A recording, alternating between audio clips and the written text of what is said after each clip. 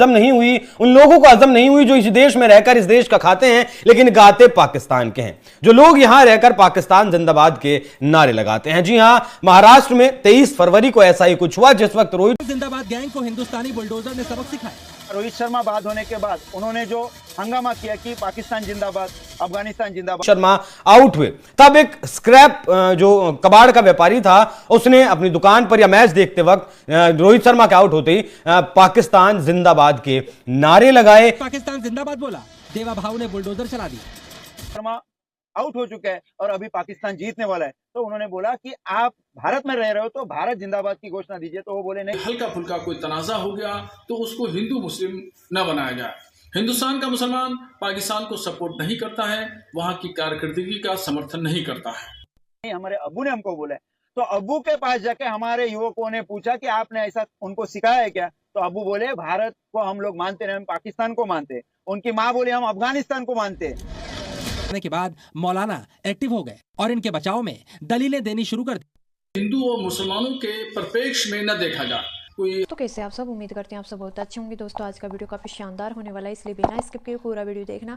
आज हम ये देखने वाले हैं कि भारत में रहकर भी पाकिस्तान जिंदाबाद के नारे लगाए जाते हैं। दोस्तों मुस्लिम इलाके में जब रोहित शर्मा आउट हुए और बाहर हुए तब उनके लिए लगाए गए कि पाकिस्तान जिंदाबाद। दोस्तों जब पाकिस्तान जिंदाबाद के नारे उस दुकान से गूंजे तब उस दुकान के पास जितने भी भाई थे उन्होंने जाकर उनसे पूछा कि आप रहते हो इंडिया में हो और पाकिस्तान जिंदाबाद के नारे कैसे लगा सकते हो? तो उसने बोला कि मेरे अब्बू ने बोला है। दोस्तों जब उनके अब्बू से बोला गया तब उन्होंने बोला कि हम पाकिस्तान से प्यार करते हैं। तो दोस्तों आज का वीडियो काफ़ी शानदार होने वाला है और उसकी दुकान को तहस नहस कर दिया गया है बुलडोजर चला के। तो दोस्तों देखते हैं आज का वीडियो। ऐसी सोच जो लोग कहते हैं कि नहीं है लेकिन आज भी इस देश में मौजूद है। तो आज इसी विषय पर चर्चा करेंगे कि किस हद तक ये मानसिकता भी इस देश के भीतर है और ऐसे लोगों को कितनी सजा हो सकती है। चर्चा करने के लिए मेरे साथ मौजूद हैं दिल्ली हाईकोर्ट के वकील योगेश अग्रवाल जी। सर बहुत बहुत स्वागत है आपका।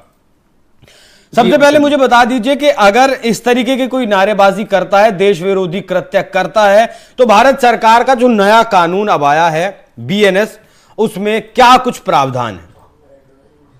देखिए, अगर कोई इस तरह की चीजें करता है जहां पर भारत विरोधी कोई एक्टिविटी करता है, वो देश से कोई ऐसी एक्टिविटी करता है जिससे देश की सबरूपता को कोई नुकसान पहुंचता है, हमारी इंटीग्रिटी को कोई नुकसान पहुंचता है, तो वहां पर ऐसे लोगों को सेक्शन 152 भारतीय न्याय संहिता का सेक्शन 152 जो देशद्रोह के बारे में बोलता है वो लगा। महाराष्ट्र की बात करते हैं जहां कुछ ऐसे लोग हैं जो भारत पाकिस्तान मैच के दौरान रोहित शर्मा का विकेट गिरने के बाद जश्न मना रहे थे। इनकी जुबान से पाकिस्तान जिंदाबाद का नारा निकल रहा था, पर जैसे ही ये खबर सामने आई तो देवा भाऊ का बुलडोजर इस दुकान पर पहुंचा, इस दुकान पर, और इसने पल भर में पाकिस्तान प्रेमी गैंग पर एक्शन ले लिया।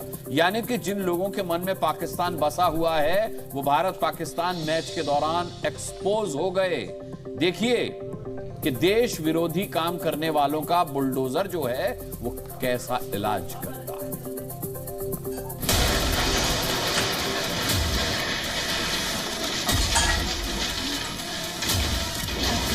पाकिस्तान जिंदाबाद गैंग को हिंदुस्तानी बुलडोजर ने सबक सिखाया। रोहित शर्मा बाद होने के बाद उन्होंने जो हंगामा किया कि पाकिस्तान जिंदाबाद, अफगानिस्तान जिंदाबाद, मैच के दौरान पाकिस्तान जिंदाबाद बोला, देवा भाऊ ने बुलडोजर चला दी।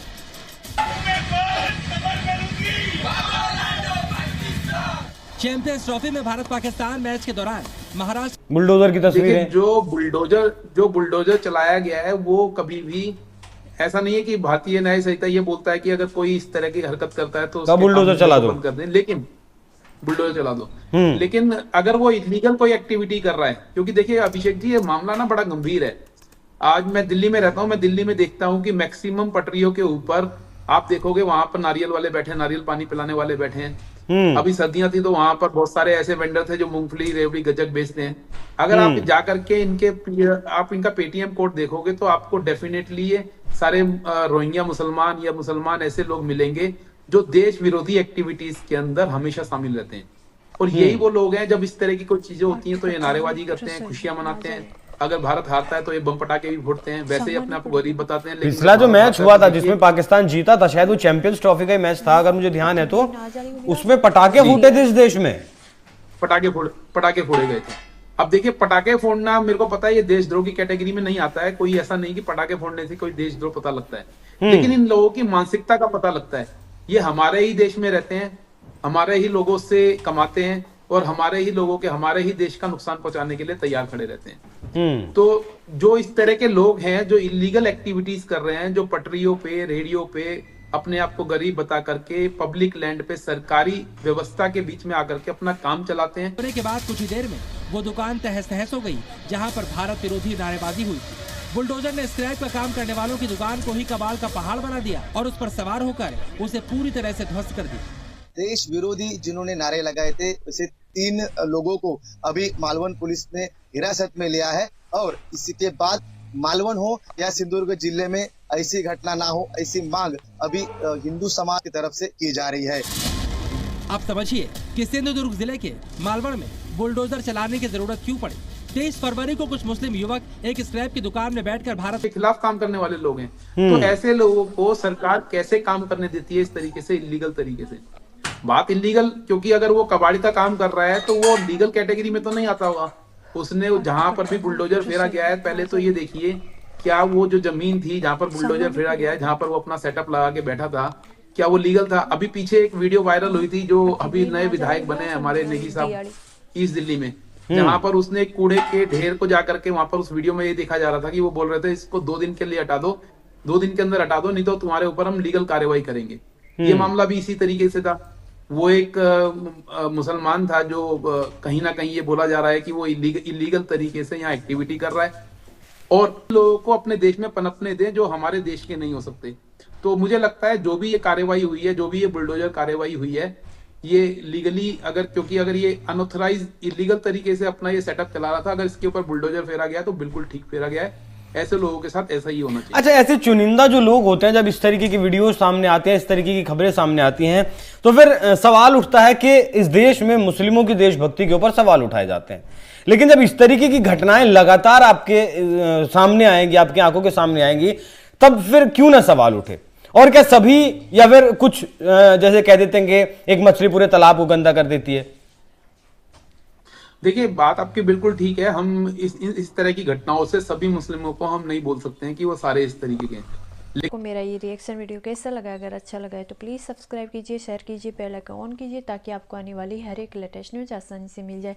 जैसा कि आप लोगों ने देखा होगा कि जो यूपी के अंदर पाकिस्तान जिंदाबाद के नारे लगाए गए, फिर उसके बाद उसकी दुकान के साथ क्या किया गया, ये तो इस वीडियो में आप लोगों ने देख लिया होगा।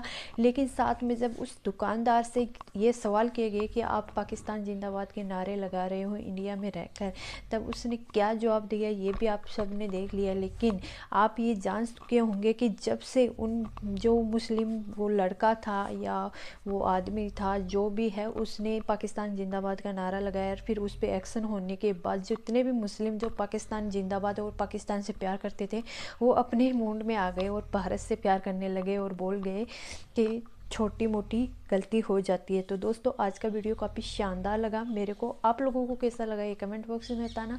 अगर आप मेरे चैनल पे फर्स्ट बार आए और अभी तक सब्सक्राइब नहीं किया है तो प्लीज़ सब्सक्राइब कीजिए, शेयर कीजिए, बेल आइकन ऑन कीजिए ताकि आपको आने वाली हर एक लेटेस्ट न्यूज़ आसानी से मिल जाए। अगर आपको मेरा ये वीडियो किसी भी एंगल से अच्छा लगता है तो ज़्यादा से ज़्यादा शेयर करना। अगर इस वीडियो में कोई कमी नज़र आती है तो प्लीज़ कमेंट बॉक्स में बताना ताकि मैं आगे के वीडियो में इसकी सुधार करूँ। तो दोस्तों, मिलते हैं